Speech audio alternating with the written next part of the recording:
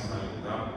அதுவும் காலையில் ஐயா அறிமுகப்படுத்தும் போது இங்கே அரசு அலுவலர்கள் நிறைய இருக்கிறாங்க, பிஓவை கொண்டு வந்தவங்க நிறைய இருக்கிறாங்க, நிறைய பொறுப்புகளை கொண்டு வந்தவங்க நிறைய இருக்கிறீர்கள், இந்த கிராமத்தில் இருக்கக்கூடிய நிறைய இருக்கிறீர்கள். உண்மையிலேயே மிகவும் மகிழ்ச்சி. அதுவும் கிராமிய சேவை திட்டம் தொடங்கி அதோடு சேர்ந்து இந்த அறிவிப்பு தொடங்கி இருக்கிறது. பொதுவாக நம் இந்தியா என்பது அது கிராமங்கள் நடைமுறைய பகுதி. எல்லா கிராமங்களுக்கும் நம்முடைய மனோரங்களை சென்று சேர வேண்டும் என்று விரும்புகிறோம். கிட்டத்தட்ட நமக்கு 400 கிராமங்கள் நாம் நெருங்கி கொண்டிருக்கிறோம். இன்னும் இது எல்லா கிராமங்களுக்கும் செல்ல வேண்டும். தமிழகத்தில் நிறைய இருக்கிறது, அதன் பிறகு மற்ற மாநிலங்களும் இருக்கிறது. இப்ப தமிழகத்தில் தான் நாம் அதிகமாக கிராமிய சேவை நிறைவேற்றி கொண்டிருக்கிறோம். பக்கத்து மாநிலங்கள் சொல்லும்போது கேரளாவில் ஒன்று செஞ்சிருக்காங்க, கர்நாடகாவில் ஒன்று செஞ்சிருக்காங்க. ஆனால் இங்குதான் அதிகமாக செய்து கொண்டிருக்கிறோம். அப்படி அந்த திட்டமும் இங்கு நிறைவேறுகிறது. மிகவும் மகிழ்வாக இருக்கிறது. இந்த ஒரு வார காலமாக உலக அமைதி வார விழா என்று சொல்லி எல்லா இடத்திலும் கொண்டாடி கொண்டிருக்கிறார்கள். அதுவும் திருப்பூர் இந்த ஜோன்ல வந்து நிறைய செய்கிறார்கள், ஈரோடு ஜோன்ல இருந்து நிறைய செய்கிறார்கள், எல்லா இடத்திலும் செய்கிறார்கள். பொதுவாக அவர்கள் முதல் நாள் மட்டும் செய்துவிட்டு கொடுப்பார்கள். ஆனால் இந்த வாரம் முழுவதும் கொண்டாடுவது சில மையங்களில் மட்டும்தான் வாரம் முழுவதும் கொண்டாடி கொண்டிருக்கிறார்கள். அந்த வகையில் நீங்கள் இந்த வார விழாவை கொண்டாடி கொண்டிருக்கிறீர்கள். மிகவும் மகிழ்வாக இருக்கிறது. அதுவும் பெரும்பாலும் மற்ற இடங்களில் எல்லாம் மாலையில் ஒரு 6 மணிலிருந்து 8 மணி வரைக்கும் இந்த விழா வச்சிருப்பாங்க. காலையில் இந்த மாதிரி 11 மணிலிருந்து 1 மணி வரைக்கும் என்பது நீங்கள் தான் இந்த விழாவை தெரிவித்து நினைக்கிறேன். முதல் நாள் மட்டும் செய்வார்கள், மற்ற நாட்கள் எல்லாம் பொதுவாக மாலையில் செய்வார்கள். அது கூட நான் ஐயா கேட்டபோது இதுதான் இப்படி மக்கள் வருவது வசதியாக இருக்கிறது என்று சொன்னார்கள். இதனால சரியான நேரம் தான். என வீட்டில் இருக்கிற தாய்மார்கள் எல்லாம் காலை வேலை முடித்து விட்டு கொஞ்சம் அமைதியாக இருந்து சிந்தனைகளை பெற்றுக்கொள்ளலாம். ஆகவே அந்த வகையில் இந்த நிர்வாகத்தாருக்கு என்னுடைய மனமார்ந்த நன்றிகளை தெரிவித்துக் கொள்கிறேன். இன்று நாம் மனவளக்கலை பொக்கிஷம் என்பது பற்றி பேச இருக்கிறோம், சிந்திக்க இருக்கிறோம். ஆசான் அருட்தந்தை வேதாந்தி மகிழ்ச்சி அவர்கள் நமக்கு நிறைய செய்திகளை கொடுத்திருக்கிறார்கள். உண்மையிலேயே மனவளக்கலை பின்பற்றக்கூடியவர்கள், மகிழ்ச்சியின் கருத்துக்களை ஏற்படக்கூடியவர்கள் எல்லாம் பாக்கியசாலிகள் தான் சொல்ல வேண்டும். அப்படி அவ்வளவு செல்வங்களை மகிழ்ச்சி அவர்கள் கொடுத்திருக்கிறார்கள். அதை ஆழமாக ஆராயத்தான் நாம் அதனுடைய பெருமைகளை உணர்ந்து கொள்ள முடியும். ஒரு மனிதனுக்கு என்ன வேண்டுமோ அத்தனையும் இந்த மனவளக்கலை மூலமாக நமக்கு கிடைத்துக் கொண்டிருக்கிறது. யாரெல்லாம் இந்த மனவளக்கலையில் ஆர்வமாக முழுமையாக பயிற்சிகளை செய்து கொண்டிருக்கிறார்களோ அவர்களுக்கு எல்லா வகையான செல்வமும் கிடைத்துக் கொள்கிறார்கள். நமக்கு என்ன வேண்டும், நமக்கு என்னவெல்லாம் வேண்டுமோ அதைத்தான் அருட்தந்தை வேதாந்தி மகிழ்ச்சி அவர்கள் நமக்கு தியானத்தின் முடிவிலே அருட்பேரால் கருணையினால் உடல்நலம் நீலாயி நிறை செல்வம் உயர் புகழ் மெய்ஞான ஓங்கி வாழ்வோம் சொல்றார். இதுக்கு மேல நமக்கு என்ன வேணும்? நல்ல உடல் நலம் வேண்டும், நீண்ட ஆயுள் வேண்டும், நிறை செல்வம். செல்வம் வேண்டும், அது நிறைவான செல்வம்.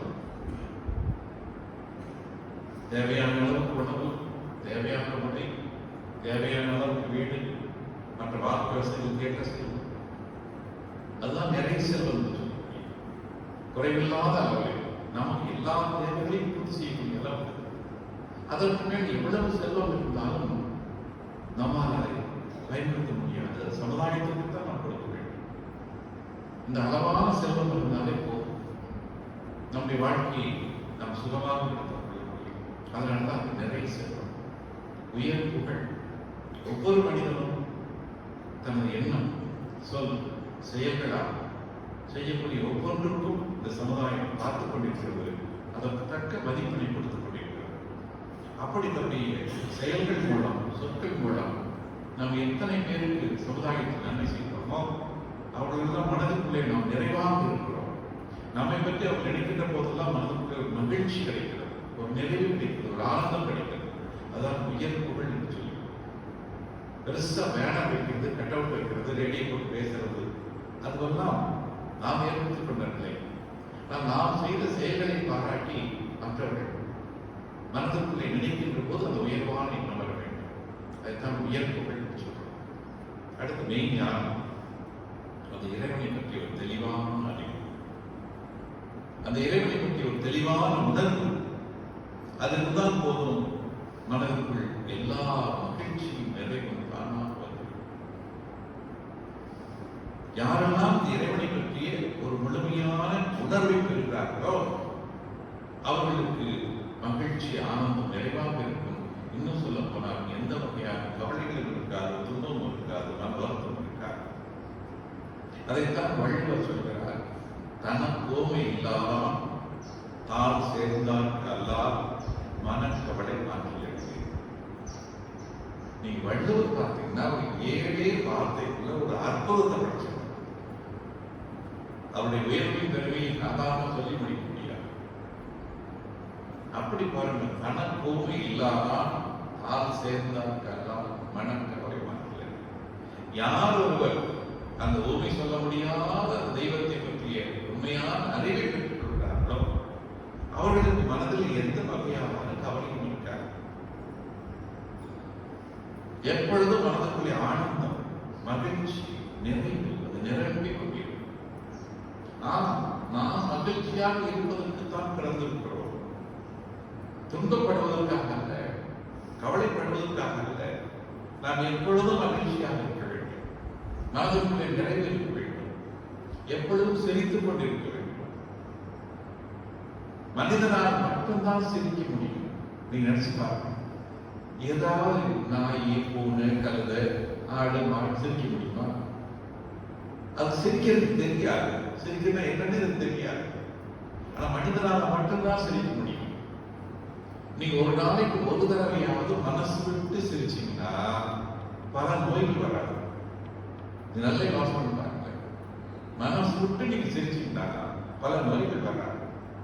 இப்ப மனிதனால் மட்டும்தான் சிரிக்க முடியும். அப்படிப்பட்ட தன்மை உடைய ஒரு மனிதன். ஆக நாம் சிரிப்போடுதான் நம்ம வாழ்க்கை இருக்க வேண்டும். துன்பப்படுவதற்காக, கவலைப்படுவதற்காக. ஏன்னு பார்த்தீங்கன்னா, நம்ம ஒவ்வொருத்தரும் பிறக்கும் போது நம்முடைய வாழ்க்கைக்கு என்ன தேவையோ எல்லாவற்றையும் இறைவன் நமக்கு கொடுத்திருக்கிறார். எல்லாவற்றையும் நமக்கு கொடுத்திருக்கிறார். ஒரு குழந்தை தாயிடமிருந்து பிறக்கின்ற போது அது பிறந்தவுடன் பசிக்கும். சாப்பிடுவதற்கு தாயிடம் உடனே பால் தயாராக, அது வரைக்கும் தயாராக. அதனால எந்த ஜீவனாக இருந்தாலும் சரி, அது பிறந்தவுடன் தாயிடமிருந்து கிடைக்கக்கூடிய பால், அதற்கு பின்னர் இந்த பூமியிலிருந்து கிடைக்கக்கூடிய மற்ற பொருளோ மற்ற வகைகள் எல்லாம் தயாராக வைத்துவிட்டு தான் இறைவன் ஒரு ஜீவன் பிறக்க வைக்கிறார். நல்ல யோசனை. யாரும் பிறந்து துன்பப்பட வேண்டும் என்று இறைவன் அல்ல. எல்லாத்தையும் நம்ம செஞ்சு வைத்துத்தான் இறைவன் கொடுக்கிறார். அதாவது சொல்லும், கல்லுக்குள் இருக்கும் தேரைக்கு கருணை காட்டும் இறைவன். ஒரு பெரிய பாறைங்க உடைச்சிட்டு இருக்கும்போது பார்த்தீங்கன்னா அந்த கல்லுக்குள்ள உடைக்கும் போது உள்ள இருந்து தவளை வடிக்கும். நீ அந்த கல் உடைச்சவங்க கேட்டீங்கன்னா சில சமயம் சொல்லுவாங்க, அது தேரை என்று சொல்லலாம், தவளை என்று சொல்லலாம். அந்த பாறையை உடைக்கும் போது வரும். அப்ப இந்த நாள் அந்த பாறைக்குள்ள இருந்தது, பாறைக்குள்ள இருந்தது, நல்ல பொழுது இருக்குது, பெருசா இருக்குது. எப்படி அதுக்கு உணவு கிடைக்கும்? அது எப்படி அந்த பாறைக்குள்ள போயிருக்கும்? அப்ப தவளை அது மழை காலங்களில் பாறைகள் தண்ணீர் அங்கு தேங்கி. அப்போ அந்த தவளைகள் மழை பெய்யினா போகும் பார்த்தீங்கன்னா தவளை எங்க இருந்தாலும் வந்து சத்தப்பட ஆரம்பிச்சு. அப்படி அந்த தவளை அந்த முட்டை வச்சிருச்சுன்னா கருப்பு நம்ம கடுகு மாதிரி இருக்கும். நிறைய முட்டைகள் அந்த சமைச்சு இந்த முட்டைகள் எல்லாம் அந்த பாறை சந்து இழுக்கு வழியாக உள்ள போயிட்டு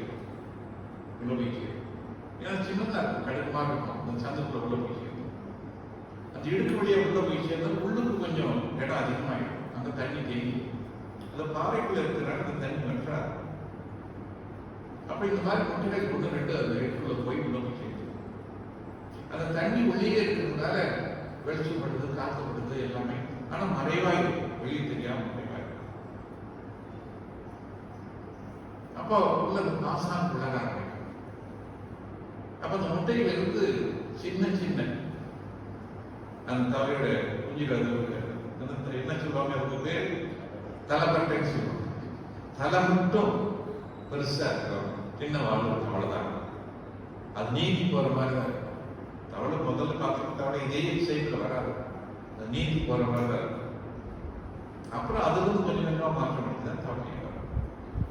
அப்படி அது தவளையை வந்த பிறகு கொஞ்சம் பெருசான பிறகு வெளியே வர முடியாது. ஏன்னா சின்ன சந்துக்குள்ள உள்ள போயிருக்கும், அந்த பாறை சந்துக்குள்ள உள்ள போயிருக்கும். அங்க தண்ணி இருக்கும், அந்த தண்ணியிலேயே தவளை வளர ஆரம்பிக்கும். அப்ப தண்ணியில சின்ன சின்ன பூச்சிக்கு வரும், உள்ளுக்கு பாசாக வர ஆரம்பிக்கும். அதை சாப்பிட்டு அது சந்தோஷமா வசதியா வாழ்ந்துடும். அதுக்கு நம்ம வெளி உலகத்திலேயே வெளி உலகம் என்னன்னு தெரியாது, அங்கேயே இருக்கும். நல்ல புதுசா பெருசா அது வரவே முடியாது. அது வாழ்நாள் முழுது உள்ளதா இருக்கும், உள்ளுக்குள்ளே அசதி ஓடிட்டு ஜாலியாக இருக்கும். இப்ப தற்செயலா நம்ம அந்த பாறை ஏதோ ஒரு வேலைக்கு பயன்படுத்தும் போது, ஒரு வீடு கட்டுறதுக்கோ சிலை செய்யறதுக்கோ எதுக்கோ எடுத்து படிக்கும் போது அப்பதான் அது வெளியே வர. அது வரைக்கும் அது சந்தோஷப்பட்டதா பட்டினியா இல்லைங்க. அது வேணுங்கிறத இறைவன் கொடுத்துட்டாங்க. அப்படி எல்லா ஜீவன்களுக்கு வேண்டிய எல்லா வசதியும் இறைவன் கொடுத்து கொண்டுதான் இருக்கிறார். யாரும் துன்பப்பட வேண்டும் என்பது இறைவன் இல்லை. இன்னும் சொல்ல போனால் மனிதனாக நாம் பிறந்ததே நாம் ஆனந்தமாக இருக்க வேண்டும், மகிழ்ச்சியாக இருக்க வேண்டும், நிறைவாக இருக்க வேண்டும். துன்பப்படுவதற்காக அல்ல, கவலைப்படுவதற்காக அல்ல, வாழ்நாள் முழுவதும் துயரங்களாக இருப்பதற்காக அல்ல, சந்தோஷமாக மகிழ்ச்சியாக நிறைவாக நமக்கு வேண்டிய எல்லாவற்றையும் இறைவன் கவனித்துக் கொண்டிருக்கிறார். எல்லா தேவைகளையும் இறைவன் பூர்த்தி செய்து கொண்டிருக்கிறார். ஆனால் அதற்கு ஏற்ப நம்முடைய முயற்சிகள் வேண்டும், நம்முடைய உழைப்பு வேண்டும், நம்முடைய செயல்பாடுகள் வேண்டும். எல்லாம் இருக்குது, அரிசி பருப்பு எல்லாமே விளையுது, மஞ்சள் விளையுது. நம்ம எடுத்து சமைச்சு பக்குவமா நாம் வேணும் நம்ம தான் செஞ்சுக்கணும். அதையும் இறைவன் கொடுக்கணும். அப்ப அதை நாம தான் செய்யணும், அதை எடுத்து நம்ம தான் செய்யணும். ஆக எல்லா ஜீவன்களையும் இறைவன் கவனித்து. அப்ப ஏன் நம்முடைய வாழ்க்கையில் துன்பம் வருகிறது? அப்ப ஏன் துன்பம் வருகிறது என்று பார்த்தால், நாம் அந்த இறை நீதியை மதிப்பதில்லை, அந்த இறைவனின் தன்மைகளை உணர்ந்து கொள்வதில்லை. மனம் போன போக்கிலே இதுதான் இன்னும் என்று சிலவற்றை மட்டும் நினைத்துக் கொண்டு அதன்படி வாழ்ந்து கொண்டிருக்கிறோம். அதைத்தான் அறிவித்து வேதாந்தங்கள் சொல்வார்கள். பொருள், புகழ், செல்வாக்கு, புலன்கின்ற நான்கிலே புகுந்தழிந்து மனித மனம் உண்ணாய் வரும்போது இருள் நீங்கி இன்பமுறை என் விளக்கம் கூறுவேன் என்று மனசில் சொல்வார். எல்லாத்துக்கும் ஆசை, பொருள் மீது ஆசை, புகழ் மீது ஆசை, செல்வாக்கு மீது ஆசை, அதிகாரம் அனுபவிக்கிறார், பல இன்பங்களை தாண்டி அனுபவிக்க வேண்டும் என்று நினைக்கிறார்கள். நம்முடைய எல்லா புலன்களும் இருக்கும்போது இன்பத்தை அனுபவிப்பதற்கு தான். புலன்கள் என்று சொன்னால் இந்த 5 மெய், வாய், கண், மூக்கு, செவி, இதுதான் 5 புலன்கள் என்று சொல்கிறோம். இதன் மூலமாகத்தான் நாம் இந்த உலகத்தை, இந்த பிரபஞ்சத்தை அனுபவித்துக் கொண்டிருக்கிறோம். நல்ல பார்த்த பசுமையான இடம் பார்த்து ரசிக்கிறோம். இந்த குருவிகளும் வீடுகளும் நல்ல சத்தம் போடுறது கேட்டு ரசிக்கிறோம். நல்ல மலர்களின் வாசனை வருகிறது, அதை பார்த்து ரசிக்கிறோம்.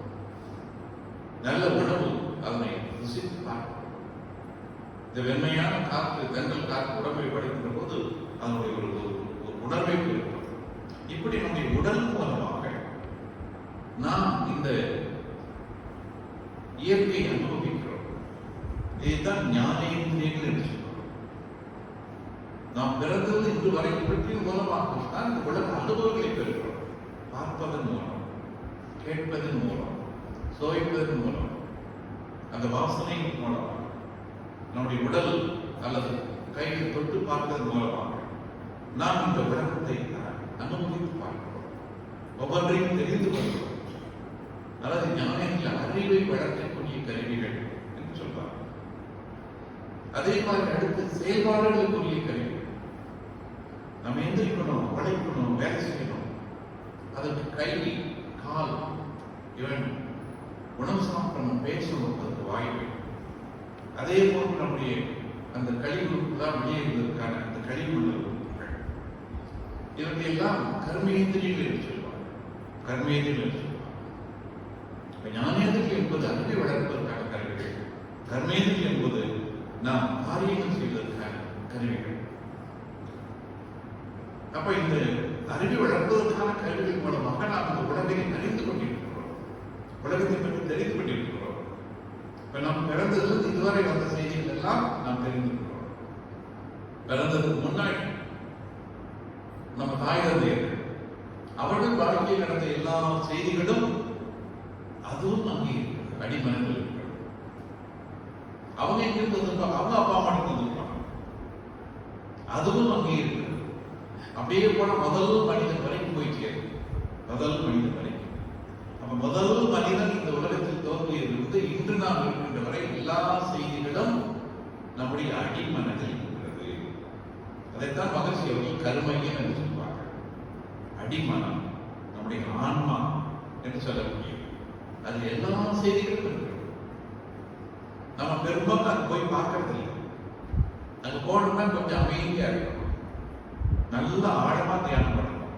அதில் தெய்வ பக்தியில் இருந்தால் அது ரொம்ப ஸ்திரமா இருக்கும். இருந்தால் அந்த அதில் போய் ஒவ்வொன்றா நம்ம பார்க்கலாம். ஆனால் எல்லாத்தையும் பார்க்கணும்னா நமக்கு டைம் பத்தாது. நம்மளுடைய வாழ்க்கை அதிகபட்சம் 100 வருஷம். நம்ம இதுவரைக்கும் பல கடந்தெல்லாம் பார்த்தா பல லட்சம் வருஷம் அது கணக்கு. அதில் ஒன்று ரெண்டு முக்கியமான நம்ம எடுத்துக்கலாம். ஆனால் எல்லா செய்திகளும் நம்முடைய அடிமனதில் கருமையத்தில் அது எல்லா செய்திகளும் எதுவும் கிடையாது. முதலாக பிரபஞ்சம் தோன்றியதிலிருந்து பல்வேறு ஜீவனங்கள் உருவான கதை, அதிலிருந்து மனிதன் வந்தது, மனிதன் வந்ததிலிருந்து இன்று நாம் வரை வந்த கதை அத்தனையும் அங்கே இருக்கிறது. அத்தனையும் அங்கே இருக்கிறது. எல்லா செய்திகளும் அங்கே இருக்கிறது. அதனால்தான் மனிதன் தனக்குள்ளாக ஆராய்ச்சி நடத்தினான் போதும் இந்த பிரபஞ்சத்தை பற்றி எல்லா செய்திகளையும் அவனால் அறிந்து கொள்ள முடியும். இந்த பிரபஞ்சம் என்று சொல்லும்போது நிலம், நீர், நெருப்பு, காற்று, ஆகாசம் என்று சொல்லக்கூடிய இந்த 5 வகையான பௌதீக பிரிவுகள் இருக்கக்கூடியதுதான் பொதுவாக. இது சூரியனாக இருக்கலாம், கிரகங்களாக இருக்கலாம், நட்சத்திரங்களாக இருக்கலாம், விண்கற்களாக இருக்கலாம், எந்தத்தில் இருந்தாலும் இந்த பிரபஞ்சம் என்று சொல்றோம். இந்த 5 வகையான பௌதிக பிரிவுகளும் வெவ்வேறு அளவில் கூடியோ குறைந்து இருக்கக்கூடிய நிலையை தான் அந்த பிரபஞ்சம் என்று சொல்றோம். அப்ப எல்லா ரகசியங்களும் நம்முடைய மனதில் இருக்கிறது, அடிமனதில் இருக்கிறது. அங்க இல்லாத ரகசியங்கள் எதுவும் கிடையாது. நீங்கள் ஏழையாக இருக்கலாம், பணக்காரராக இருக்கலாம், படித்திருக்கலாம், படிக்காமல் இருக்கலாம், எந்த நிலையில் இருந்தாலும் சரி எல்லோருடைய கருமையிலும் இத்தனை லட்சக்கணக்கான ஆண்டுகள் கடந்த எல்லா செய்திகளும் அங்கே இருக்கிறது. ஆனால் பெரும்பாலும் நம்ம அந்த செய்தியை பயன்படுத்தவில்லை, பெருமை பயன்படுத்தவில்லை. ஞானிகள், மகான்கள் அவர்கள் தான் அந்த செய்தியை பயன்படுத்தினார்கள். அவர்கள் தான் அந்த செய்தியை பயன்படுத்தினார். அதற்கு நல்ல மனம் வேண்டும், நல்ல எண்ணம் வேண்டும், தூய்மையா இருக்கும். அது கொஞ்சம் கூட கழுது இருக்கக்கூடாது, கொஞ்சம் கூட குறை இருக்கக்கூடாது. அப்பதான் நாம் அங்கே போய் அதுக்கு செய்தியை எடுத்து பார்க்க முடியும். அப்படித்தான் ஞானிகள், மகான்கள் அது பல செய்திகளை எடுத்து பார்த்து இந்த உலக நன்மைக்காக யோசனை சொல்கிறார்கள். அருட்தந்தை வேதாந்த மகர்ஷி அவர்கள் 2000 கவிதைகள் எழுதியிருக்கிறார்கள். தமிழிலே ஒரு 45 புத்தகங்களுக்கு மேலே வெளியிட்டிருக்கிறார்கள். ஆங்கிலத்திலே ஒரு 40 புத்தகங்கள் வெளியிட்டிருக்கிறார்கள். அடுத்தது வேதாந்த மகர்ஷி படித்த படிப்பு எவ்வளவு தெரியுமா? யாராவது சொல்லு பார்ப்போம். கரெக்டா? வெறும் 1ஆம் வகுப்பு ஆசிரியர்கள் நிறைய இருக்கிறாங்க. வெறும் 1ஆம் வகுப்பு தான் அவர் படித்தார். எப்படி அந்த 1ஆம் வகுப்பு படித்த அந்த மாமனிதனுக்குள்ளே இத்தனை செய்திகள்? நான் ஒரு இயற்பியல் பேராசிரியர், பௌதிக பேராசிரியர். அருட்தந்தை இருந்த போது ஒரு முறை அவர்களுடைய தமிழ்நாடு அக்ரிகல்ச்சர் யூனிவர்சிட்டியில ஒரு இடத்துல ஒரு சயின்டிஸ்ட் கருத்தரங்கு வைத்திருந்தார். அங்க எல்லாம் அறிஞர்களும் வந்திருந்தார்கள். பிசிக்ஸ் டாக்டர் நான் போயிட்டு இருக்கேன், கெமிஸ்ட்ரியில் ஒருத்தர் இருந்தார், ஜுவாலஜி இருந்தார், மக்கள் வந்தாங்க, கம்ப்யூட்டர் வந்தாங்க, எல்லாரும் வந்தாங்க. அப்ப எல்லாரும் வந்திருக்கிறார்கள். அடுத்தது பேசிக் கொண்டிருக்கிறார். ஒரு 2 நாள் 3 நாள் தொடர்ந்து பேசிக் கொண்டிருக்கிறார். அப்ப அவர் பேசுகிறத பார்க்கும் போது பிசிக்ஸ்ல நான் ஒரு ப்ரொஃபஸராக இருந்தேன். எனக்கு கீழே நிறைய பேர் எக்ஸில் பண்ணாங்க, பேசி பண்ணாங்க. அப்ப எனக்கு என்ன தெரியுமோ பிசிக்ஸ்ல அதை விட 100 மடங்கு அவருக்கு தெரியும். அதை விட 100 மடங்கு தெரியும். அவர் படிச்சுட்டு சரி, எனக்கு தான் எப்படின்னா ஒரு கெமிஸ்ட்ரி ப்ரொஃபஸர் இருக்காரு. அவரு எப்படிங்க சாமி இத்தனையும் பேசுறாரு, நம்ம போய் கஷ்டப்பட்டு காலேஜில் படிச்சு யூனிவர்சிட்டி படிச்சு கத்துக்கிட்டு டிகிரி வாங்கி போறோம், அவரு 3வது வருஷம் எப்படி இதெல்லாம் பேசுறாரு, இப்படி ஒவ்வொருத்தரும் கேட்கிறாங்க. அது மாதிரி எனக்கு ஒரு ஜுவாலஜி ப்ரொஃபஸர் இருந்தார். சாமிக்கு வந்து இந்த உயிரின பரிணாமத்தை பற்றி சொல்லும் போது எப்படி இந்த உயிரினம் ஆரம்பிச்சது, அது ஓரறிவு, 2 அறிவு, 3 அறிவு, 4 அறிவு, 5 அறிவு வந்து 6 அறிவுல மனிதர்கள் எப்படி வந்துச்சு அப்படின்னு வழிவழியா சொல்லிட்டு வர்றாரு. அப்போ அவர் வந்து எந்த சமயத்துல இந்த ஆண் பெண் நிலைமை வந்துச்சு? ஏன்னா பொதுவா தாவரங்கள்ல, பெரும்பாலான தாவரங்கள்ல ஆண் பெண் தன்மை ஒன்றாக இருக்கும். ஒரு சில தாவரம் ஆண் தாவரம் பெண் தாவரம் பிரிக்க முடியும். பெரும்பாலான ஆண் பெண் தன்மை ஒன்றாக இருக்கும். அதுக்கு பின்னாடி வரக்கூடிய புழுவா இருந்தாலும் சரி, பூச்சிக்கா இருந்தாலும் சரி, ஊர்வலமா இருந்தாலும் சரி, விலங்குகள், பறவைகள் எல்லாத்துலயும் ஆண் பெண் இருக்கும். எல்லாத்துலயும் ஆண் பெண். ஒரு பூச்சினா ஆண் பூச்சி, பெண் பூச்சி. ஒரு பாம்புனா ஆண் பாம்பு, பெண் பாம்பு. ஒரு பறவைனா ஆண் பறவை, பெண் பறவை. எப்படி மனிதர்களுக்கு ஆண் பெண் இருக்கிறோமோ அது மாதிரி வந்து எல்லாத்துலயும் ஆண் பெண் தன்மை. அந்த முதல் தாவரத்தில் மட்டும் அதிகமாக இல்லை. அதுலேயும் குறிப்பிட ஒரு சில தாவரங்கள் தான் இருக்கு. பெரும்பாலான தாவரங்கள் ஆண் பெண் தன்மை. தாவரத்திலிருந்து அடுத்து வந்ததுதான் மண்புழு மாறி கூடியது. மண்புழு மாறி கூடியது முதல்ல வந்து இந்த பிரபஞ்சத்தில் உருவானது தாவரங்கள். தாவரம்னா பாசார் மாதிரி உருவாகும், சின்ன சின்ன புழு உருவாகும், பாக்டீரியா, வைரஸ், குருசல் உயிரின மாதிரி உருவாக்க ஆரம்பிக்கும். அப்படித்தான் வரும். நீங்க தண்ணி எடுத்து வெயிலில் வச்சுட்டீங்கன்னா அது கொஞ்ச நாள் கழிச்சு அப்படியே காத்து வெளிச்சமான கூட பாசம் இருக்காது. நம்ம ஊர்லாம் பார்த்தீங்கன்னா அது உரல் கல் இருக்கும். இப்பெல்லாம் உரல்னு சொன்னாலே நிறைய பேருக்கு தெரியாது. அது எப்படின்னு கேட்பாங்க. எனக்கு இந்த காலத்தில் குழந்தைகள் வந்து நெல் எங்க விளையும்னா மரத்தில் விளையும்னு சொல்லுவாங்க. ஏன்னா நெல் பயிர் இப்படி வந்து போட்டு காய்ச்சுனா தான் நெல் விளையிறது தெரியும். காமிக்காம கல்வெட்டுக்குள்ள சொல்லும்போது என்ன தெரியும். அந்த மாதிரி அந்த உரல்ல வந்து தண்ணி தேக்கி அவர் 4 நாள் 5 நாள் ஆகும்போது அப்படியே லேசா வந்து பாசா பிடிக்காரு. நம்ம பயன்படுத்தாம ரொம்ப பாசா பிடிக்காரு. அப்புறம் கொஞ்ச நாள் கழிச்சு அந்த தண்ணிக்குள்ள சின்ன சின்ன பூச்சிகள் வர. இது தானா நடக்கும். நீங்க ஒன்றும் பூச்சி கொட்டி விடுறதில்லை, பாசாங்க விதை போடுறதில்லை, இது தானா நடக்கும். அப்படி முதல் வந்த ஜீவன் தான் நம்ம வந்து ஓரறிவுள்ள தாவரம். அது ஓரறிவுள்ள தாவரம். ஏன் ஓரறிவுள்ள தாவரம் சொன்னாங்க? அந்த தாவரம் தொட்டா அது தெரியும், அவ்வளவுதான். அது உடம்பு மட்டும்தான் இருக்கு. வாய் கிடையாது, மூக்கு கிடையாது, கண்ணு கிடையாது, காது கிடையாது. உடம்பு மட்டும்தான் இருக்கு. தொட்டா தெரியும். அது தாவரத்தோட அறிவு. அது தொடு அறிவு மட்டும்தான் தெரியும். அதனால அது ஓரறிவு ஜீவன் என்று சொன்னாங்க. எல்லா தாவரத்துக்கும் அந்த தொடுதல் தெரியும். ஒரு விவசாயி போய் தாவரத்தை தொட்டு நல்லா சொல்றது அது தெரியும். அதே சமயத்தில் யாராவது அந்த தாவரத்தை வெட்டுறதுக்கோ பிடுங்கிறதுக்கு போனா அதுவும் கூட வருத்தப்படும். அந்த தாவரமும் வெட்ட போகும்போது, பிடுங்க போகும்போது வருத்தப்படும். அதையும் விஞ்ஞானிகள் கண்டுபிடிக்கிறாங்க. அப்ப தாவரத்துக்கு தொடுதல் மட்டும் தெரியும்.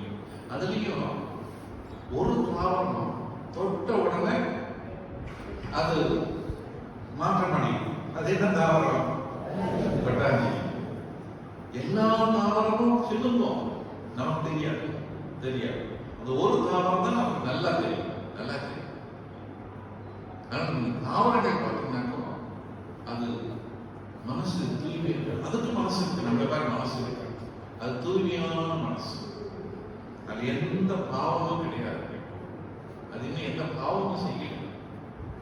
தனக்கு வேண்டிய உலகை தானே தயாரிச்சு பூமியிலிருந்து, மண்ணிலிருந்து தண்ணி எடுத்துக்குது, காற்று வந்து ஆக்சிஜன் எடுத்துக்குது, கார்பன் டை ஆக்சைடு எடுத்துக்குது, சூரிய வெளிச்சத்தை எடுத்துக்குது, அந்த கட்சியத்தை பயன்படுத்தி ஸ்டார்ச் தயாரிக்குது. அப்போ உலகத்திலே பார்த்தீங்கன்னா அந்த ஒரு ஜீவன் தான் தனக்கு வேண்டிய உணவை தானே தயாரிச்சுட்டு அது அதிகமா இருக்கிறதுல மற்ற ஜீவன்கள் கொடுக்கும். அப்ப எல்லா ஜீவனும் வாழ்வதற்கு ஆதாரமாக இருப்பது தாவரங்கள். அப்ப அதற்கு இருக்கக்கூடிய அறிவு தான் ஓரறிவு வச்சுக்கிறாங்க. அப்புறம் அந்த தாவரம் அது நடந்து போக முடியல, அங்கேயே தான் இருக்கு. முடிஞ்ச வரைக்கும் வேற தள்ளி தள்ளி கொண்டு போகுது, தண்ணி உருகி கொண்டு போகுது. ரொம்ப தூரத்துல தண்ணி இருக்குது, ஆனா தாவரத்தை நகர முடியாது. ஐயோ நம்ம நகர முடியலையே, நகர்ந்து போனா நல்லா இருக்குமே அப்படின்னு அந்த தாவரத்தோட அறிவு, அந்த மனசு கடவுளுக்கு வேண்டி அதுக்கு பின்னாடிதான் அது நகர்ந்து போகக்கூடிய தன்மை அது பெறுகிறது. அது எப்படின்னு பார்த்தீங்கன்னா, இப்போ எந்த ஒரு விதையை எடுத்துக்கணும், அந்த விதையை உடைக்கப்படாம டப்பாக்குள்ளே வச்சிருக்கு, எதையுமே எடுத்து ஒரு 4 வருஷம் 5 வருஷம் கழிச்சு எடுத்து அந்த விதையை பார்த்தா எப்படி இருக்கும்? உள்ளுக்குள்ள வந்து சின்ன சின்ன புழு வந்துருக்கும். அப்புறம் அதை பயன்படுத்த முடியாது, அது போட்டால் விதை முளைக்காது. அப்ப என்ன உள்ளே இருந்த அந்த மாவு, அந்த ஈரத்தை பயன்படுத்திக் கொண்டு, அந்த உள்ள இருக்கிற ஆற்றலை பயன்படுத்திக் கொண்டு அது சின்ன புழுவாக மாறி அது ஓட்ட போட்டு வெளியே வரும். இப்படி புழுவா மாறி வந்த பின்னாடி அதுக்கு உணவு வேணும்னா முதல்ல தாவரம் வரும்போது பூமியில் உறுதி எடுத்துக்கும், வேறு போனோம். இப்ப புழுவம் வந்தபடி உணவு எடுக்கிறதுக்கு ஒரு வாய் வேணும். அப்போ ஒவ்வொரு புழுவுக்கு முன்னாடி ஒரு துவாரம் வரும், அந்த வாய் உள்ள போற உணவு வெளியே வர்றதுக்கு ஒரு கழிவு ஒரு சின்ன துவாரம் இருக்கு. அப்ப அந்த வாய் வரும்போது தான் எதை சாப்பிட்டா நல்லது, எதை சாப்பிட்டா நல்லது இல்லை அப்படின்னு இந்த நாக்கு உள்ள வரும். அப்பதான் அந்த 2வது அறிவு சொல்லும். இப்ப நம்ம அதுக்கு வந்து இந்த மண்புழு மாதிரி இருக்கு எடுத்துக்கலாம். நம்ம மண்புழு நிறைய இருக்கு, 100கணக்கான வெரைட்டிஸ். நமக்கு தெரிஞ்சு மண்புழு வச்சு இந்த மண்புழுவுக்கு வாய் இருக்கு, அதுதான் 2வது அறிவு. உடம்பு இருந்தா தொட்டா தெரியுது, வாய் இருக்குது 2வது அறிவு. சரி, இந்த மண்புழு தனது வாழ்க்கையை நடத்திக்கே இருக்கு. அப்ப எப்படி அது கண்ணு கிடையாது, மூக்கு கிடையாது, காது கிடையாது.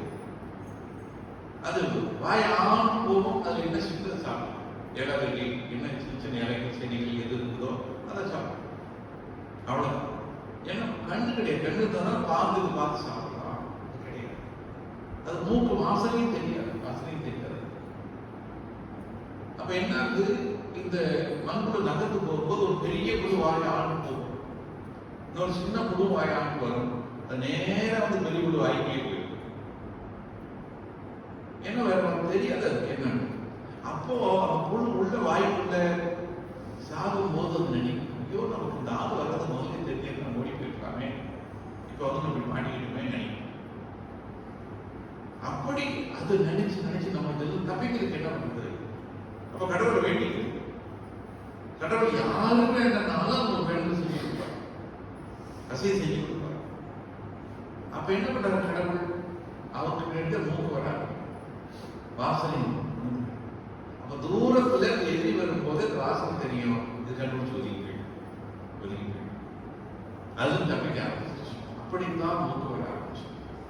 வாய் வந்த பின்னாடி தான் மூக்கு வரும், நம்ம பார்த்து வாய் பக்கத்துல தான். சரி, மூக்கு வந்துச்சு. இதற்கு அது எங்கே பூச்சிகள் வண்டுகள்லாம், நிறைய பூச்சிகள் வண்டுகள் எடுத்து ஆராய்ச்சி பண்ணி பார்த்தோம்னா அதுக்கு கண்ணு இருக்காது, காது இருக்காது, நிறைய பூச்சிகள் வண்டு. இனிமேல் நீங்க ஒவ்வொருத்தரும் இந்த பூச்சி வண்டு வரும்போது அது கொஞ்சம் பாருங்க, அதுக்கு பிடிச்சு பார்த்து கடிச்சுப்படுத்தும், அது கவனமா இருக்கு. நிறைய பூச்சிகள் இருக்கு, அதுக்கு கண்ணு இருக்காது, காது இருக்காது, ஆனா மூக்கு நல்ல வாசனை இருக்கு. தன்னுடைய எதிரி எங்க வரணும் பார்த்து கண்டுபிடிச்சு அந்த வாசனையை ஒழுங்கு, அல்லது தனக்கு வேண்டிய இறை எங்க இருக்கு அந்த வாசனை எங்க இருக்கு பார்த்து அதுக்கு தகுந்த மாதிரி அது அதை எடுக்கிறது ஓடாது. அப்படி இருந்ததுதான் 3வது அறிவு, மூக்கு 3வது. இப்படி அது வாழ்க்கை பூச்சிகள் மட்டும் வாழ்க்கை நடத்தி. ஆனா அதுக்கு கண்ணு கிடையாது. இப்ப வாசனை இல்லாம இன்னொரு ஜீவன் வந்து இதை பிடிச்சு நமக்கு தெரியாது. இந்த வாசனையோட இருந்துச்சுன்னா இது தெரியும். வாசனை இல்லாத வகையை வந்து இது பிடிச்சா அது தெரியாது. அப்ப என்னதான் ஐயோ வரத நம்ம உடம்பு நல்லா இருக்கிற தப்பிச்சு போயிருவோம் மறுபடியும் நினைக்கலாம். மறுபடியும் நினைக்கும் போதுதான் இறைவன் பார்த்து சரி கண்ணு கொடுத்தாங்க. அப்பதான் கண்ணு வராங்க. அப்ப கண்ணு வரும் போது பார்க்குது யாரு நமக்கு வேண்டிய ஆளு, யாரு நமக்கு வேண்டாம் ஆளு, யாரு நம்ம எப்படி சாப்பிட போறாங்க, எது நமக்கு உணவாகும் எல்லாத்தையும் பார்த்து ரசிக்க ஆரம்பிக்கும். அதனால பார்த்து மூக்கு மூடிய இடத்துல கண் வராங்க. மூக்கு முடிக்கிற இடத்துல 2 கண் வராங்க. கண்கள் அப்படின்னா சரி கண்ணு வந்துருச்சு, காது இல்லை, இந்த காது வருது. இப்போ கண்ணு வரைக்கும் இருக்கக்கூடிய விலங்கு ஏதாவது சொல்லுவா, உடம்பு இருக்கணும், வாய் இருக்கணும், மூக்கு இருக்கணும், கண்ணு இருக்கணும், காது இருக்கணும். பாம்பு பாம்பு மாதிரி நிறைய இருக்கணும், தெரிஞ்சது பாம்பு. விஞ்ஞானி கேட்டா 100-200 வெரைட்டி சொல்லுவாங்க. நிறைய அதுக்கு காது கிடையாது. அப்ப நம்ம நினைக்கிறோம் பாம்புக்கு காது கிடையாது, அது எப்படி மகுடி போதெல்லாம் வந்து சத்தம் கேட்டா ஓடி போயிடுது. காது கிடையாட்டியும் அந்த கண்ணு அது அந்த அருக உடம்பு, அந்த உடம்பு அந்த அருகு. நீங்க சிலர் பாருங்க, காது கேட்டா சிலர்லாம் சிலர் ஆனா பேசுறது கரெக்டா சொல்லுவாங்க. வாய் அசைவை கரெக்டா கவனிச்சு முக பாவனையை கவனிச்சு இதைத்தான் பேசுறாங்க சொல்லிடுவாங்க. அது மாதிரி அது கண்கள் மூலமாகவே அந்த அதிர்வலை உணர்ந்து கொண்டு அதன் வாழ்க்கையை நடத்தாங்க. அதனால பாம்புக்கு இன்னொரு பெயர் கட்செவின்னு சொல்லுவாங்க. கண்ணே செவியாக வேலை செய்யும். பாம்புக்கு இன்னொரு பேர் தமிழ்ல பாருங்க அருமையான வார்த்தையை கொடுத்திருப்பாங்க. கட்செவி என்ற பாம்புக்கு அர்த்தம் கண்ணே செவியாக வேலை செய்யும். அதுதான் ஆண்கறிவு சொல்லுவாங்க. சரி, அப்படி ஆண்கறிவு இந்த ஊர்வலம் வந்துருச்சு, அது தன் வாழ்க்கையை நடக்குது. இப்ப கண்ணு பெரும்பாலும் கண்ணு முன்னாடி இருக்கிறதா பார்க்கும், பின்னாடி தெரியாது. நம்ம இருக்குன்னா நம்ம முன்னாடி இருக்கிறத பார்க்கும், பின்னாடி யாராவது தெரியும்னா நமக்கு தெரியாது. இப்படி அந்த பாம்புகள் தன் வாழ்க்கையை நடக்கும் போது பின்னாடி இருந்து ஒரு தாக்கம் வரும்போது தன் வாழ்க்கைக்கு தப்பிக்க முடியல. அப்ப நினைக்கிறது இந்த பின்னாடி எதி வரும்போது சத்தம் கேட்டுதான் ஓடி தப்பிச்சிருப்பேன் நினைக்கிறேன். அப்பதான் காது வர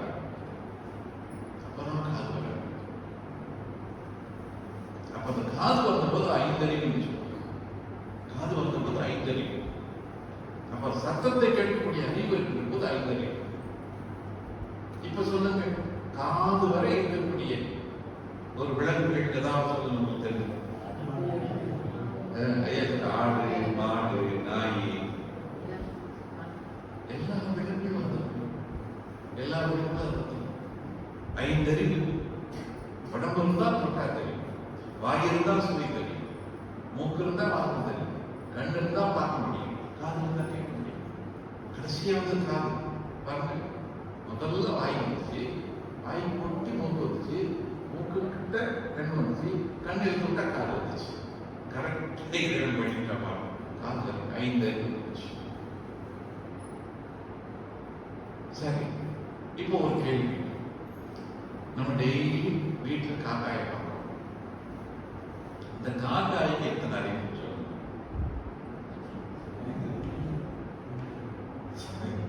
ஐயா வந்து 5 அறிவு சொல்றாரு, நீங்க சொல்லுங்க.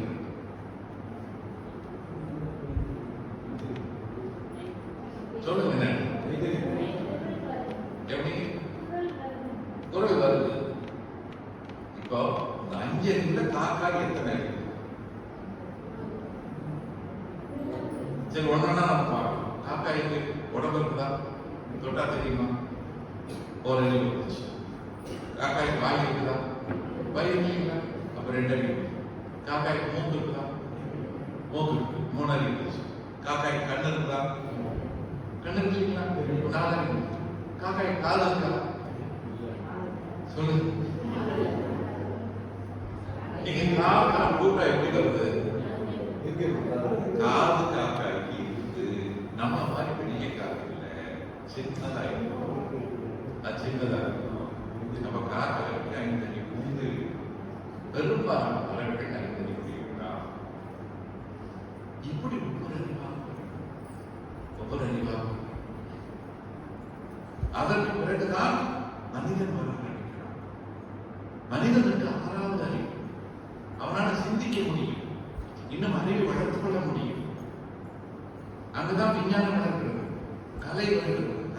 எல்லா கண்டுபிடிப்புகளும் கதாவை நீங்க எல்லா விலங்குகளையும் பார்த்தீங்கன்னா அதுக்கு தாய் தந்தைக்கு என்ன அறிவு இருந்ததோ அவ்வளவுதான் அந்த விலங்குக்கு அறிவு. சொல்ல நல்லா படிச்சுப்பாங்க. அந்த தாய் தந்தைக்கு என்ன அறிவு இருந்ததோ அவ்வளவுதான் அந்த குழந்தைகளுக்கு அறிவு. ஆனா மனிதன் எடுத்துக்கிட்டீங்கன்னா ஒவ்வொரு பிறவியிலும் அப்பா அம்மாவோட பிறக்கிற குழந்தைகளுக்கு கொஞ்சம் அறிவு கூடிக்கிட்டே இருக்கும். நான் சொல்ற சரிதான் பாருங்க. தாத்தாவோட அந்த அப்பாவுக்கு கொஞ்சம் அறிவு கூட. நம்ம ஒத்துக்கலாம். அப்பாவோட நமக்கு கொஞ்சம் அறிவு கூட தான். தற்பெருமையில் இருக்கிறது உண்மையை ஆராய்ச்சி பண்ணுவாங்க. அதுக்கு மேல நம்மளை விட நம்ம பையன் பிள்ளைகளுக்கு கூட பார்க்கலாம். சொல்லுங்க, கண்டிப்பா கூட. நம்ம அந்த காலத்துல 10வது படிச்ச பாடத்தெல்லாம் இன்னைக்கு 5வது குழந்தை படிக்கும். நான் சொல்ல தெரியாம நீங்க எவ்வளவு பெரிய படிப்பு படிச்சாலும் நீங்க 5வது குழந்தைக்கு உங்களால் சொல்லிக் கொடுக்க முடியாது. நீங்க படிச்சது எம்எஸ்சியா இருக்கலாம், இன்னொன்னா இருக்கலாம். ஆனா அவங்க 5வது சொல்லிக் கொடுக்க முடியாது. நம்ம சொல்ற பையன் 10வது படிக்கும்போது கடவுள் பெரிய நல்லா பண்றான் பாக்குறாரு, நிறைய பண்றாங்க. அந்த பையன் வந்து திரும்பி இதே புத்தகத்தை நீ படி, நீ என்ன பார்க்கலாம் நம்ம குழந்தை முடிஞ்சு அவளை 100க்கு 90 மார்க்கா படிச்சுக்கலாம். ஏன்னா 5 மார்க் காணாம இருக்கோம். நம்ம 40 மார்க் கூட வாங்க முடியாது. அவ்வளவு பாடம் படிக்கிறாங்க. அறிவு கூட. சரி, பையன்களை விட என்ன மாதிரி வயசானவங்க வச்சுக்கணும். 60 வயசு பேத்தி பேர் வர்றாங்க. இந்த பேத்தி பேருக்கு எப்படி அறிவு இருக்கும்? இன்னும் கொஞ்சம் கூடி இருக்கும். அதனாலதான் இப்போ நம்ம ஏதாவது செல்போன்ல பிரச்சனை வந்தா பேரண்ட் டக்குனு இருக்க பண்ணி கொடுக்குறோம். நமக்கு என்னன்னு தெரியாது, நோண்டிகிட்டே இருப்போம். 5 செகண்ட்ல ரெக்க பண்ணி கொடுத்து போய் ஓடிட்டு அந்த அறிவு கூட. மனிதனுக்கு மட்டும்தான் அந்த அறிவு கூடிக்கிட்டே போக முடியும். அதனாலதான் மனுஷருக்கு இந்த அறிவு கூடுவதற்காக அந்த அறிவு வளர்க்கக்கூடிய பள்ளிக்கூடங்கள் வச்சிருக்கிறோம், கல்லூரி வச்சிருக்கிறோம், பல்கலைக்கழகம் வச்சிருக்கிறோம், லைப்ரரி வச்சிருக்கிறோம். எல்லாம் நிலைக்கு மனிதனுக்காக. எங்கேயாவது காக்காய் பள்ளிக்கூடம் இருக்கா, நாய் பள்ளிக்கூடம் இருக்கா? கிடையாது. என்ன சொல்லி கொடுத்தாலும் அதுக்கு மேல தெரியாது. அது என்ன இயல்பா இருக்கும். சர்க்கஸ்ல இருந்தா கொஞ்சம் கொஞ்சம் பழக்கம், அது மறந்துடும் குழந்தை. மனிதனால மட்டும்தான் தனது அறிவை கூட்டிக் கொள்ள முடியும். அந்த அறிவை எவ்வளவு தூரத்துக்கு கூட்டிக்கலாம்? அவன் செய்யக்கூடிய முயற்சிக்கு ஏற்ப மனிதன் என்ற நிலையிலிருந்து தெய்வம் என்ற நிலை வரை அந்த அறிவு கூட்டிக் கொள்ளும். மனிதன் என்ற நிலையில் தெய்வம் என்ற நிலை வரை அவன் அந்த அறிவை கூட்டிக் கொள்ள முடியும். பொதுவாக தெய்வம் தான் எல்லா அறிவும் உடையது, எல்லா ஆற்றலும் உடையது, எல்லா வல்லமையும் உடையது. நம் வடக்கில் பல்வேறு பெயர்கள் இருக்கலாம், உருவங்கள் இருக்கலாம், மந்திரங்கள் இருக்கலாம். தெய்வம் என்பதுதான் இந்த பிரபஞ்சத்திலேயே அதிகமான ஆற்றலும் அதிகமான அறிவும் எல்லா அனுபவம் உடையது அந்த தெய்வம் தான். அப்போ மனிதன் அந்த அறிவை வளர்த்து வளர்த்து வளர்த்து வளர்த்து அந்த தெய்வத்தின் நிலை வரை தன்னால் உணர முடியும். மனிதனால் மட்டும்தான் உணர முடியும். அப்படி உணர்ந்தவர்கள் தான் ஞானிகள், மகான்கள், சித்தர்கள், ரிஷிகள். அவர்களெல்லாம் அப்படி உணர்ந்தவர்கள் தான். அப்படி உணர்வும் போது அவர்கள் அமைதியாக இருப்பார்கள். எந்த ஆரவாரமும் இருக்காது. எனக்கு எத்தனை தெரிஞ்சிருச்சுன்னு சொல்ல மாட்டாங்க. அமைதியா இருப்பாங்க. ஆனால் எல்லா அறிவும் நிறைந்தவர்களாக இருப்பாங்க. எதிர்காலத்தில் என்ன நடக்கும் அது அவங்களுக்கு தெரியும். இனி அடுத்து என்ன செய்யணும் அது அவங்களுக்கு தெரியும். எல்லாமே அவருக்கு தெரிந்த நிலையில். அப்படித்தான் ஞானிகள் மகான்கள் நம்ம நிறைய இருக்கிறார்கள். 15 சித்தர்கள் நமக்கு வாழ்ந்திருக்கிறார்கள். எத்தனையோ ஞானிகள் வந்திருக்கிறார்கள். அவர்களெல்லாம் அந்த நிலையை அடைந்தவர்கள். அந்த நிலையை அடைய வேண்டும் என்று சொன்னால் ஒன்று பக்தி மார்க்கத்தில் இருந்து நீங்க ஏதோ தெய்வத்தை வழிபாட்டை வைத்து கொஞ்சம் கொஞ்சமாக பிடிச்சு முன்னேற்கிறார்கள். அது ஒரு நல்ல ஒரு குருவை அடைந்து குரு காட்டும் வழியிலே அவர் சொல்லக்கூடிய எல்லா வகையான இந்த தியான பயிற்சிகளையும் முறைகளையும் மேற்கொண்டு அங்கு உயர்த்துவார்கள். அப்பதான் அந்த உயர்ந்த நிலையை அடைய முடியும்.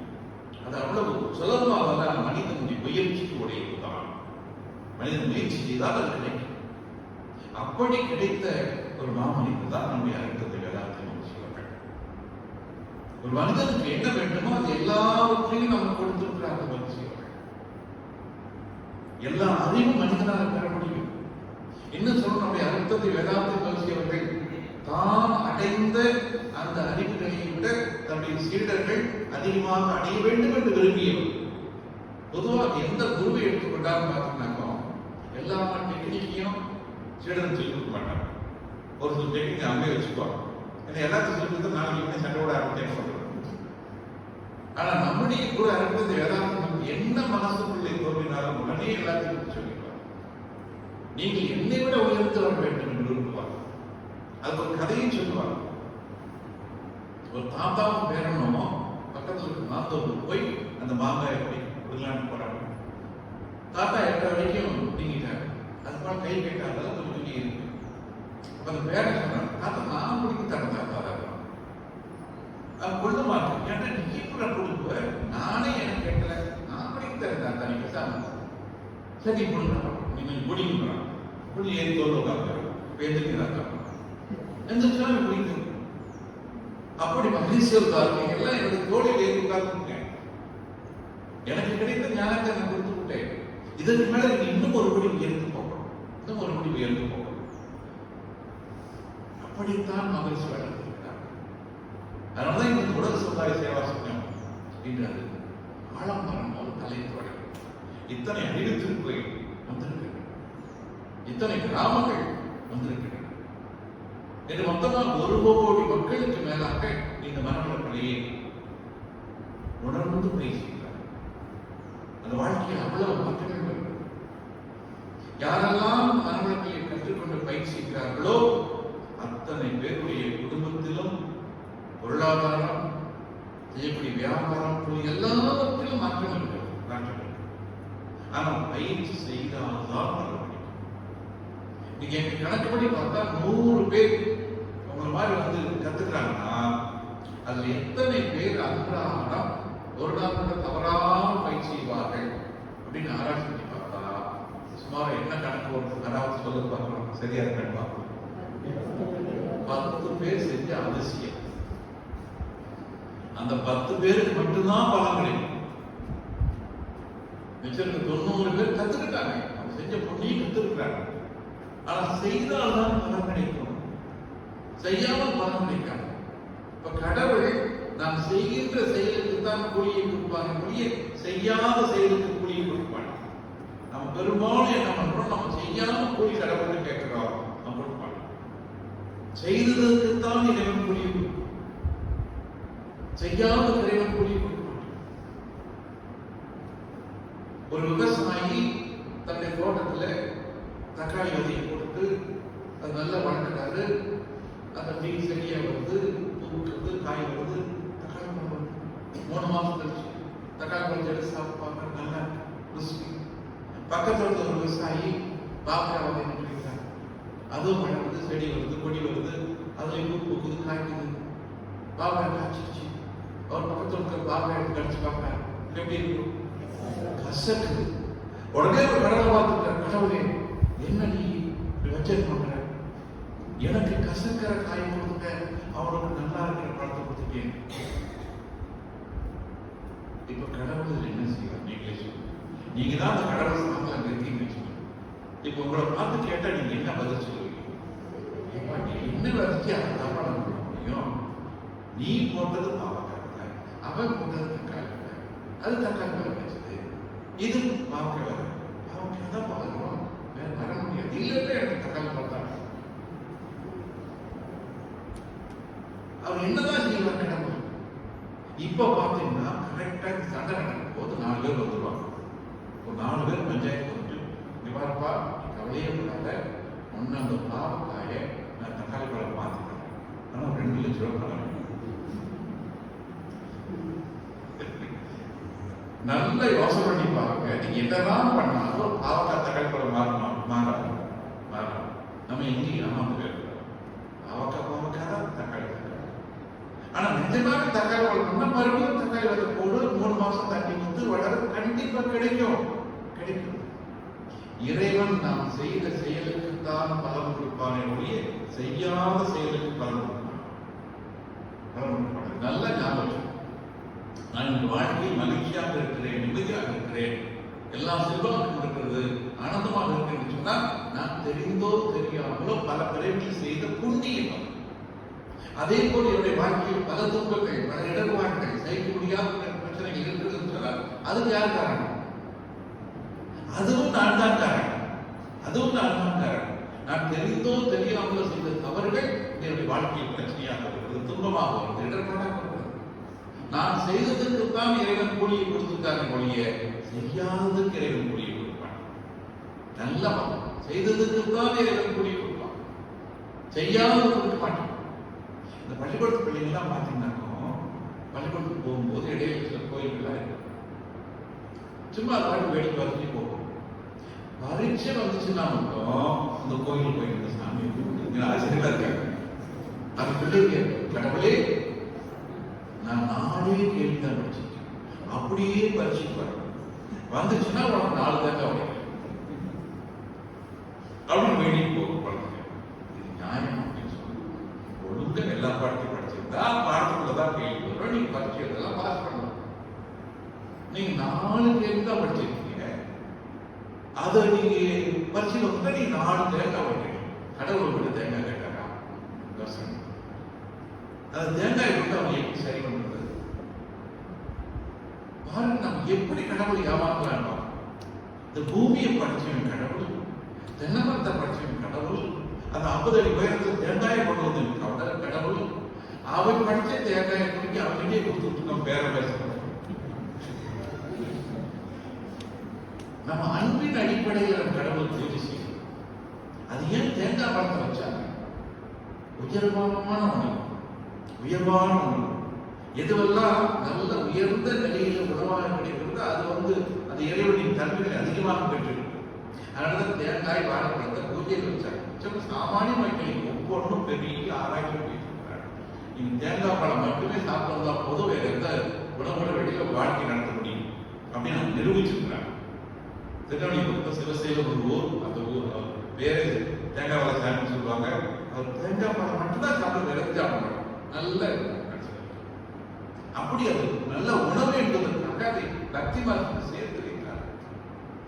அப்ப கடவுள் நம்ம செய்த செயலுக்குத்தான் கூலியை கொடுப்பாங்க, ஒழிய செய்யாத செயலுக்கு கூலி கொடுப்பாங்க. நம்ம தினம் கும்பிடுறாங்க, இவனுக்கு கொஞ்சம் எக்ஸ்ட்ரா கூலி கொடுக்கலாம், இவன் கும்பிட மாட்டேங்கிறான், அவன் திட்டிட்டு இருக்கானே அவன் தடவை கொடுக்கலாம், அப்படின்னா கடவுள் கிடையாது. எப்படி ஒரு தாய்க்கு 4 குழந்தை இருக்குன்னா 4 குழந்தைக்கும் சமமாக தாய் பார்ப்பான், அங்க எந்த வேறுபாடும் இருக்காது. அப்படி இறைவன் தான் எல்லாருக்கும் தாய், தாய்மார்கள் சொன்னா அப்படி இறைவன் தான் எல்லாருக்கும் தாய். இவன் வணங்கலாம், உனக்கு கூட கொடுக்கலாம், நீ சண்டை வரலாம் அப்படிலாம் கிடையாது. எல்லோருக்கும் வேண்டி எல்லாவற்றையும் இறைவன் கொடுத்து கொண்டிருக்கிறார், அவன் சந்தேகம் கிடையாது. அப்ப அந்த இறைவன் அவனுடைய ஆற்றல், அவனுடைய அறிவு வரை ஒரு மனிதனாக உயர முடியும். அதற்கு முதலிலே நம்முடைய எண்ணம், சொல், செயல் மூன்றிலும் தூய்மை தூய்மை தூய்மை, புனிதம் புனிதம் என்று வர வேண்டும். அப்பதான் அந்த இறைவனை உணரக்கூடிய பக்குவம் நமக்கு. அதற்கு உதவுவதுதான் இந்த தியானம் சொல்லக்கூடியதெல்லாம். நீ பக்தி மார்க்கத்தில் எந்த தெய்வத்தை வணங்கினாலும் சரி, எந்த மந்திரம் சொன்னாலும் சரி, கடைசியில் சேரக்கூடிய இடம்